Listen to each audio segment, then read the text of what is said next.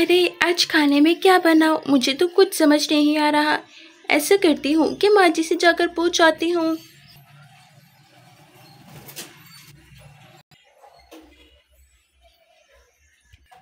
अरे माँ जी, मुझे तो समझ नहीं आ रहा आज खाने में क्या बनाऊं, आप बता दो मुझे।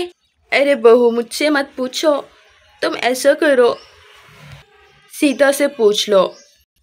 मेरा दिल तो पालक पनीर और छोले भटूरे खाने को कर रहा है। ऐसा करो, तुम छोले भटूरे और पालक पनीर बना लो। लेकिन दीदी, इतना वक्त तो नहीं है, मैं कैसे बनाऊंगी इतने कम समय में। देखा माँ जी, कैसे जबान चलती है आपकी बहू की। अरे नहीं दीदी, मैं तो बस ये कह रही हूँ कि बहुत कम समय बचा है, इतने समय में ये दोनों चीज़ें तो नहीं बन सकती। आप एक चीज़ बता दो, छोले भटूरे या फिर पालक पनीर।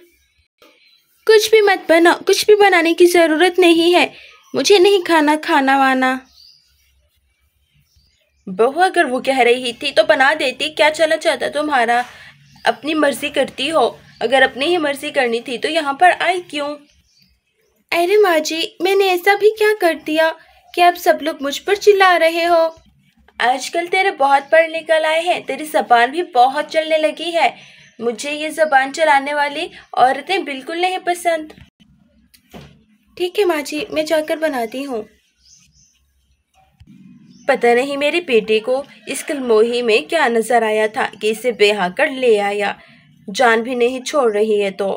और पता नहीं वो सीता बहू क्या गुल खिलाएगी।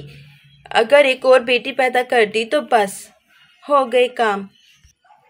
अले, दादी को बेटियां क्यों नहीं पसंद, जाकर दादी से पूछती हूँ। अले दादी। अरे दादी, आपको बेटियां क्यों नहीं पसंद, क्या मैं आपको अच्छी नहीं लगती। मैं तो कहती हूँ मेरी एक और बहन आए। अरे करम चली कलमोही, मारी नास पीटी कहीं की, मेरी नज़रों से दूर हो जाए, एक और बहन चाहिए। तेरा मुंह तोड़ दूंगी मैं अगर दोबारा बहन की बात की तो। सुन ले मेरी बात कान खोलकर, अगर एक और बहन आई ना, तुझे तेरी माँ समेत घर से बाहर निकाल दूंगी। पोता चाहिए मुझे, पोता। देख लिया राधा रानी, कैसे तुम्हारी बैंड बजवा दी मैंने। मुझसे पंगा लेने का सोचना भी मत, जो मैं कहूँ तुम वही किया करो। मैंने तुमसे पहले भी कहा था, मेरे आगे पीछे फिरोगी ना तो आराम और सुकून से रहोगी।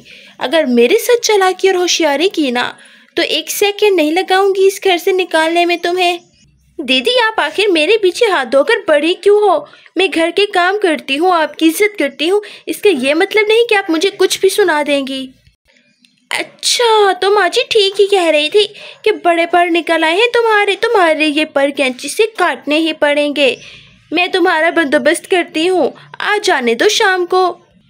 मेरी शाम को छोड़ो, आप अपने पति के बारे में सोचा करो, जो एक दिन यहाँ और 15 दिन पता नहीं कहीं और रहते हैं।